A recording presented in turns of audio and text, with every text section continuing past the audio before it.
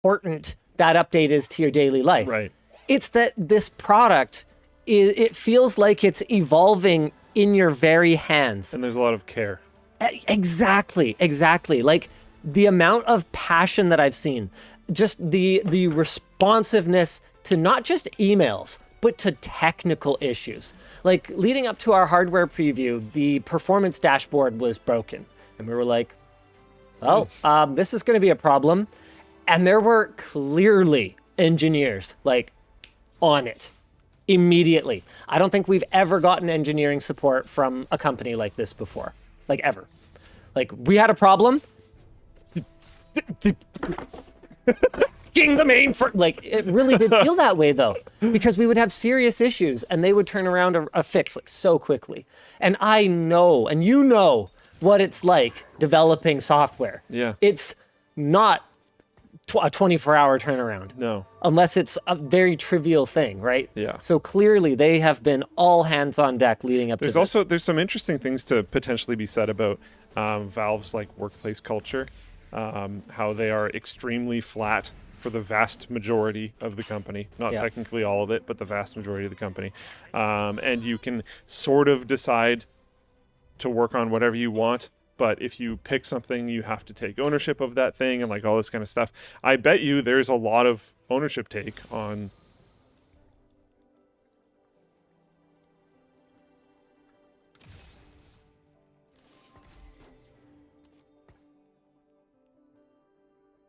Nunca corro riesgos.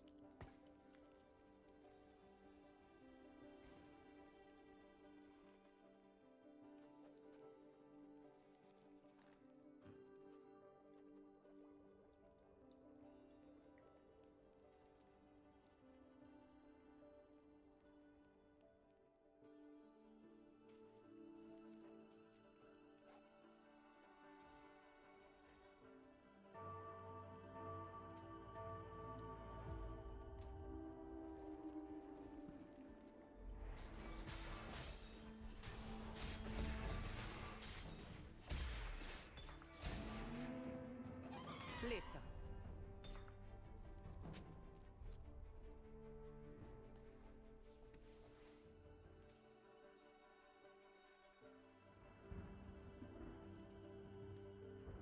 Más actuar y menos hablar.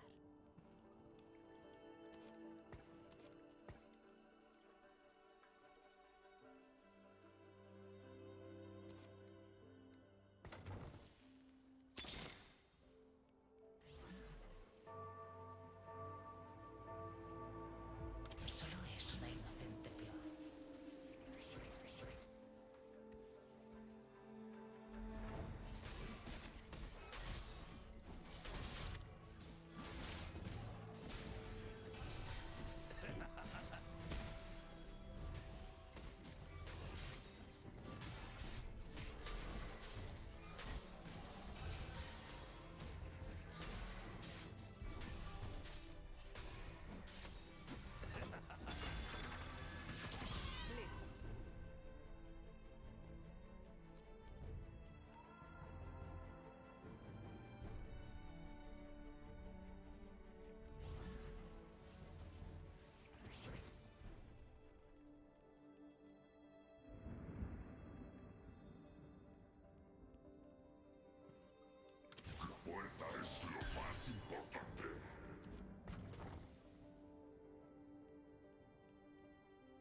Adoro los desafíos.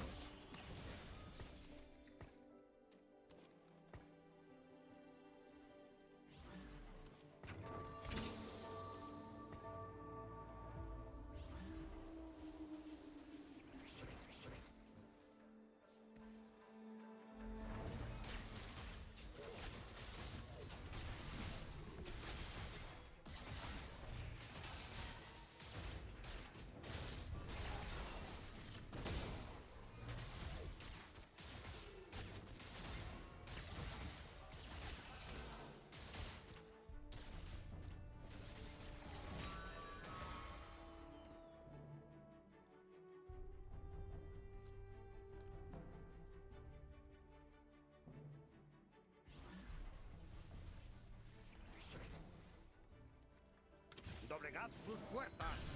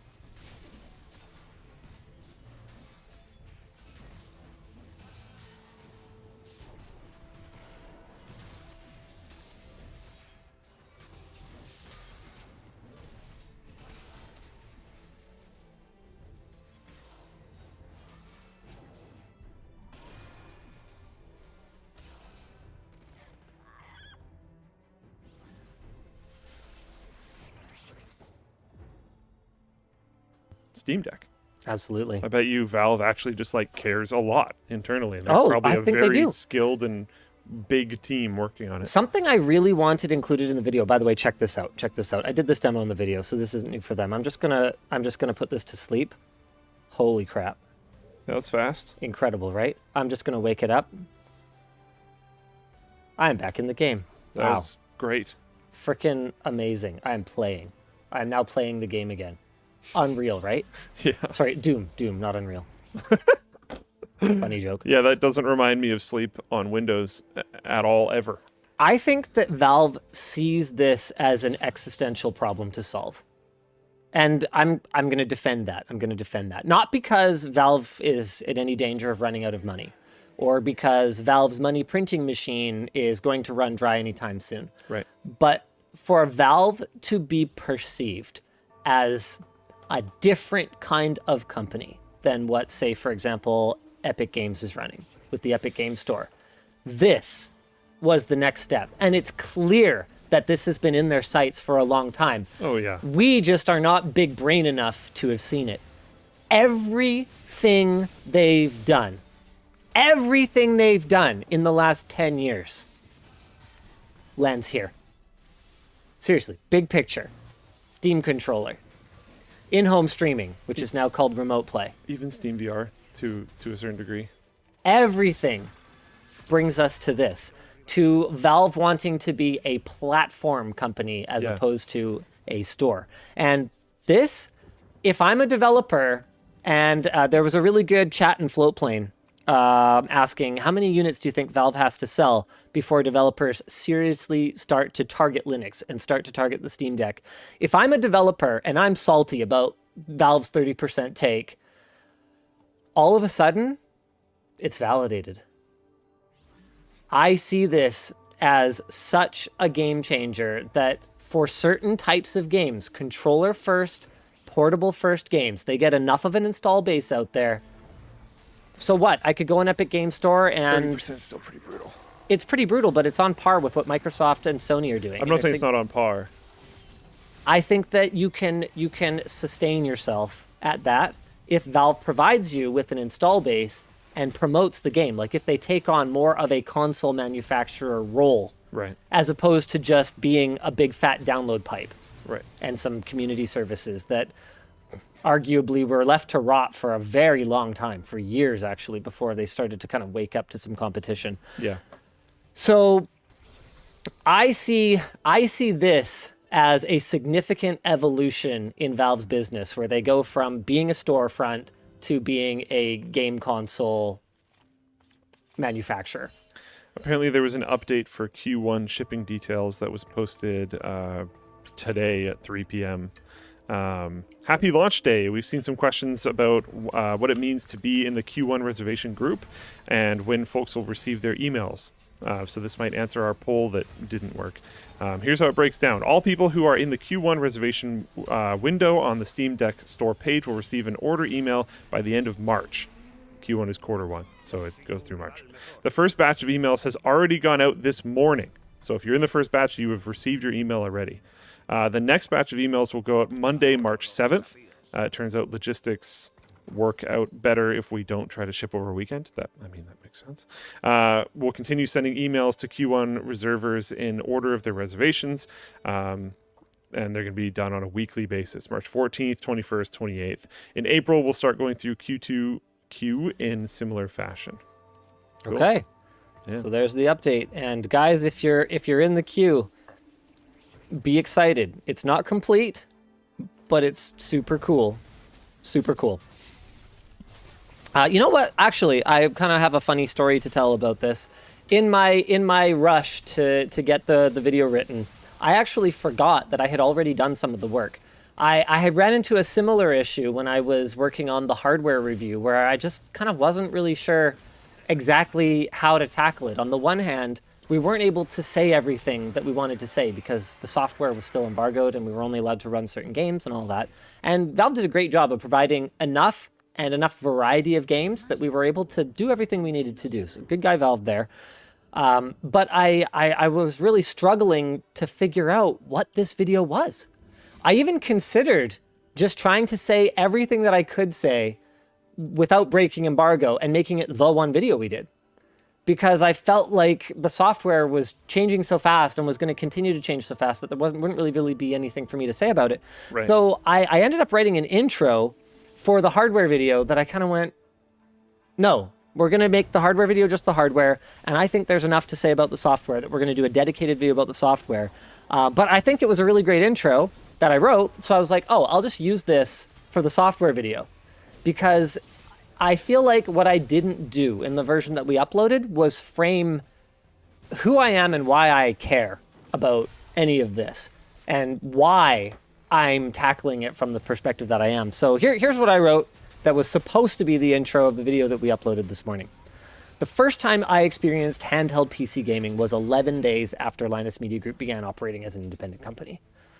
The NVIDIA Shield used the same low-latency hardware video encode and decode pipeline that powers giant cloud gaming services like PlayStation Now, Google Stadia, and Xbox Cloud Gaming. That is to say, the onboard firepower was only capable of playing casual Android games, but by borrowing the power of a nearby gaming rig, PC games could be streamed to it over Wi-Fi. This little guy got me through many a sleepless night. I actually still own my original NVIDIA Shield. Got me through many a sleepless night sitting in the nursery with my firstborn, where I fell in love with both of them. Steam Big Picture had just launched, and NVIDIA announced partnerships with game developers, including Valve. Did you remember that? That would see major games ported to their new console. I foresaw a period of disruption and rapid innovation in handheld PC gaming that would give us bigger screens, faster networking, and improved ergonomics. I got it wrong. Or at least I got all the details wrong. The innovation wouldn't be fast, and the disruptor wouldn't be NVIDIA, and the Shield is a boring box for watching Netflix now. In fact, it flopped so hard that NVIDIA not only never built a successor, oh no, this was an alternate to that paragraph, they gave its name away to a more practical product, their Android TV box. The Shield wasn't bad, it was just almost 10 years too early, and this is its replacement. And so yeah, it took 9 years? No, almost 10 years. So it took over 9 years to go from my first experience of handheld PC gaming to PCs reaching the point where they can be this thin, this small, and you don't even need to rely on a nearby PC to run the games. It's just absolutely phenomenal. So when you do your I switched thing for this, is that going to be one video? Is that going to be weekly videos? I think it'll be one video. Okay. Yeah, just one video. I'm going to switch to it for a month, and that's going to affect my gaming choices. Like one thing that happened, one of the things I screwed up was that based on a third-party list of Steam Deck compatible games, I thought that Fable was Steam Deck compatible, and I talked in the video about how I was really excited for that because Fable is. I don't know it's been so long since I've played it that it's hard to say if it would still hold up in this way for me, but it is one of my favorite games. The first one. Launch Fable Anniversary. And so I talked about how that's one of the first games I'm going to play as part of my switch to Steam Deck. And unfortunately, Jake, who was busy doing the work of validating everything that I wrote when I was like this at my computer, I turned my OLED 48-inch down to 3% brightness because I just couldn't handle anything more than that. Everything dark mode, 3% brightness. So when Jake went to validate it, he found that, well, everything looks great. Okay, but that's just pre-rendered videos. Yeah, this too appears to be pre-rendered. Okay, this isn't. This is clearly in-engine, right? Okay. Continue game. That all looks great. And loading time surprisingly good for micro SD, although it is an older game. Whoops. Da da da da da da. You guys can probably see the screen artifacts all over everything from here. Check this out. It's Fable in the Matrix. See that? Pretty good. Yeah, hey? that's not great. Yeah, not a great gaming I was experience. wondering what that was when you first brought out the Steam Deck at the beginning of the show. Yeah, and I it's saw all Fable. the sparklies, and I thought it was some like SNES like space game or something. I thought you were emulating something. I didn't realize it was graphical artifacts. Yeah. Yeah, it's pretty nasty. So either I'll play it like this, which I won't, Yeah, I was gonna say yeah. or I will find something else to play, and that's going to be my month, is I'll be playing games that run on the Steam Deck and talking about how that feels as a console. Once I'm done with it, I do still find that I prefer the ergonomics of the Aya Neo, Okay. because it doesn't take up room for the pads that I don't know how much I'm going to use as someone who does have a full-size computer. But I'm gonna have to what see. if you're on the road? I'm gonna have to see if I get used to that. Well, I'm gonna be testing it on the road as one of the first things I do with it, because I'm actually headed to New York in a couple of days. Oh, okay. So I'll be bringing it with me. I'll be playing with it on the plane, and I'm super excited to Steam Deck it up over the next month. Heck yeah. Right. I didn't talk about the critical mass that I think we have to hit for game developers to specifically yes. target the Steam Deck. Yeah. And the Steam platform, as we will now know it. I think that as soon as they hit that 3 to 5, I think 5 is kind of the magic number that I have in my head. As soon as they've got 5 million Steam Decks out there, I think we are going to see developers, because the thing is, you got to understand, game development is not something that happens overnight. You don't see, Valve moved 500,000 Steam Decks in the first quarter and go, this is definitely a thing. Valve has never flubbed yeah, exactly, right? They've never flubbed an initiative before. This is definitely going to have a lasting impact. Let's spend, 2 years in development to build a game targeting this platform. That's not going to happen. I was gonna say, for me, time is almost more important than total amount of shipments. That's fair. Just because, like you just mentioned, Valve has started projects and never iterated on them in the past. That has happened many times. So I would want to see Valve continuing to work on it. I'd love to see a leak of Steam Deck 2. Yeah.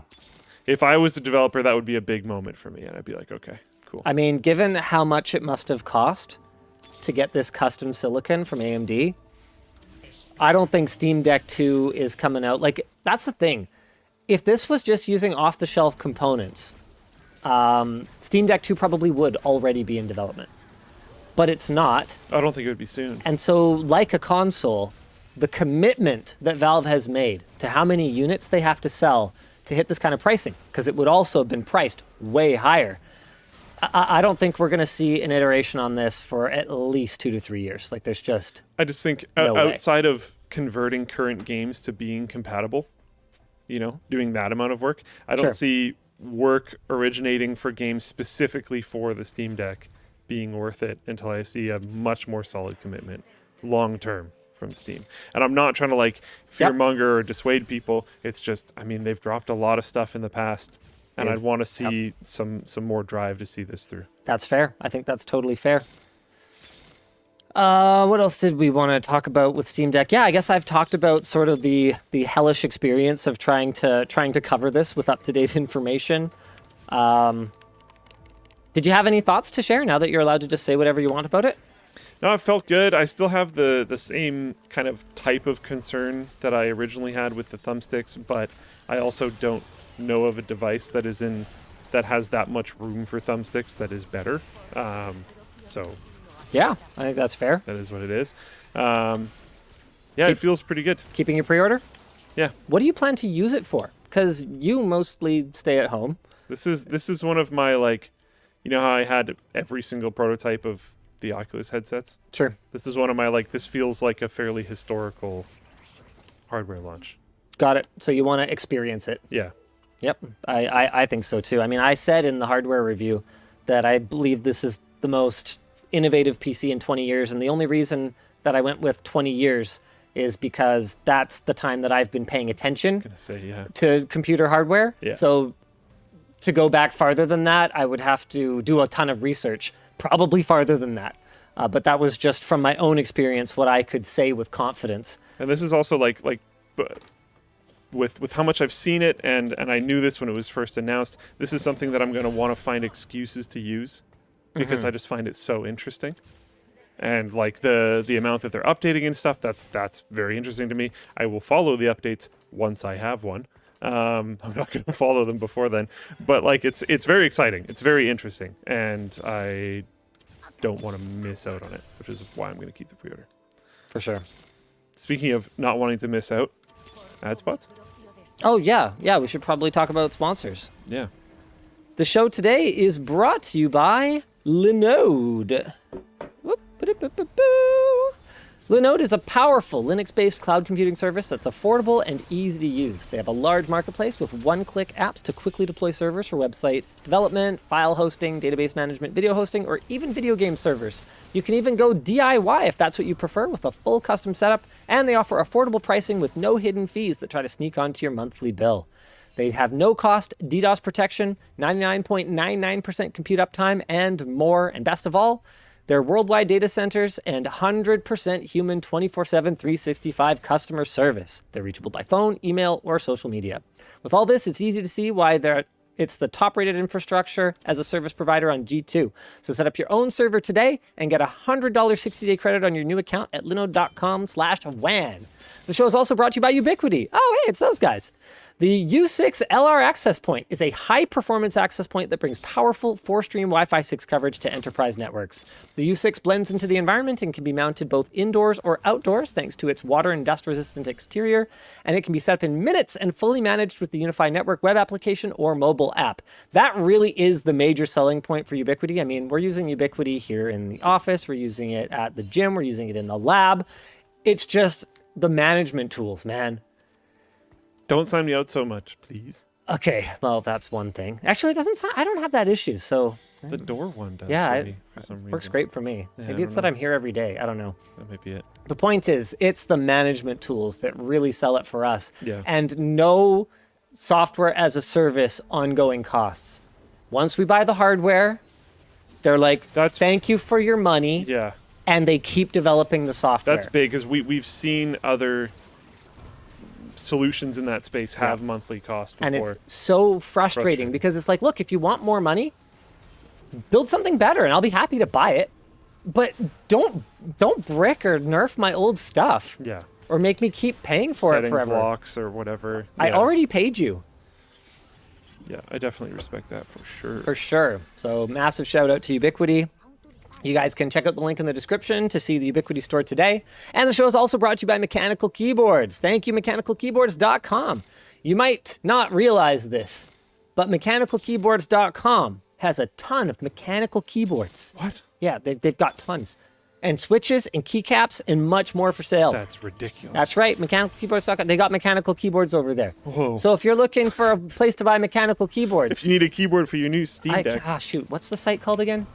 I can't Mech- remember. mechanicalkeyboards.com. Oh, that's the one. Thank Whoa. you. Featured brands include Taihao, Ducky, Vermillo, Miko, and more. And you can check out their learning resources for information on switches, boards, and what layout might be right for you. They offer free shipping in the US. And if you check them out and use code LTT at the link down below, something might happen. I don't know. It doesn't say in my talking points, so that's cool. All right, let's move on to our next big topic I here. have one quick note about the previous topic. Someone in Flowplane chat shared a PC Gamer article with me talking about how Valve is already planning Steam Deck 2. Apparently, Gabe Newell has said in quote, speaking to Edge magazine, Newell was discussing Valve's surprise when the most expensive version of the Steam Deck proved far and away to be the most popular version of the handheld. And then in quote, That makes sense that's to why me. we always love to get something out there and ship it, because we learn a lot from that, and it helps frame our thinking for Deck 2. There Which you is a go. pretty promising quote. He's talking about framing thinking and stuff, Yeah. so I don't exactly think it's... They are laser focused on Deck 1 right now. I Yes. can tell you that much. That's what I was going to say. Like, I would assume they're not actually working on it yet, but I'm sure they're taking notes. You know what I mean? Yeah. Very exciting. And I can tell you that their competitors aren't sitting still either. I'm on WhatsApp with the CEO of Aya, and I'm like, hey, so Steam Deck, pretty competitive. And basically, I mean, I don't know if you know this, but their Indiegogo went live, I think, yesterday or the day before, and they've already raised $500,000. This is, I was going to say, I really hope that this is one of those situations where a big dog entering the arena just adds legitimacy to the space as a whole and adds interest to alternative products as well, because that would be cool. I hope so too, because I still think there's a place for what they're doing. Yeah.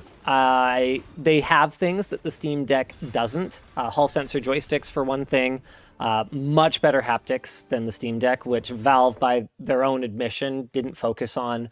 I would like to see someone come out with an OLED display.